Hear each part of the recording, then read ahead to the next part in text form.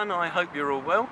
I thought I'd do something a little bit different with this clip, so I've actually come to the outside of Redbridge College in Chadwell Heath, Essex, because this is where I first came to see Level 42 play live, and it's also the first place that I had the privilege of meeting Mark, Mike, Boon and Phil. Now, I've always known that that date was somewhere around late 1980 or early 1981, but I've never known the actual date. I couldn't remember it, and I never kept a clipping from the newspaper, because it was actually in the Ilford Recorder that I saw the first advert for the gig. Bearing in mind at that time they'd only produced Love Meeting Love Stroke Wings of Love, I only had 2 tracks to go by on whether I was going to like the band or not.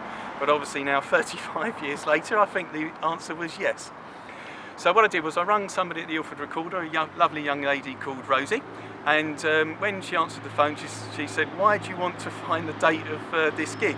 I said, "Well, I followed them since that date for 35 odd years, and I'd like to find the actual date that I came to see them." Well, she said, "Look, we don't keep back issues. I'm going to have to go to Ilford Town Hall and look up on the microfilm to find the date for you."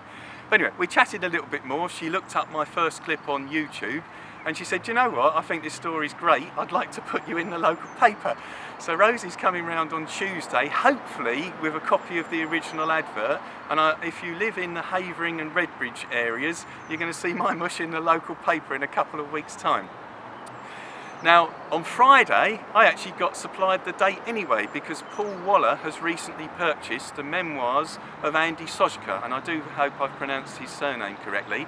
Andy had a record shop in North London, but wanted to become a producer. He actually produced Atmosphere, it's a single called Dancing in Outer Space, and then he met the boys. Now, he helped them produce Love Meeting Love Stroke Wings of Love, and he did also go on to produce what we know as the early tapes, but he was going to call it Strategy. Now, I'll tell you more about that story in the next clip, but for today, a couple of things. We have been furnished with the information this week that Level 42 was not their original name. They actually called themselves a different band name. Do you know what that is? Or do you know what it was? Please answer down below and put your comments on. And while you're at it, tell us, or tell me and everybody else, where you first came to see the band. And obviously, also, did you get to see them backstage as well? Just to end this clip, I'd like to say thanks very much to Paul for the information that he's furnished us with. I don't know what it cost you, but the fact you're sharing with us is wonderful. Thank you very, very much indeed. Also want a quick shout out to the last subscribers to my channel. There's been 2 Andys, a Darlene, Paul, George, Ringo. No, there wasn't a Ringo.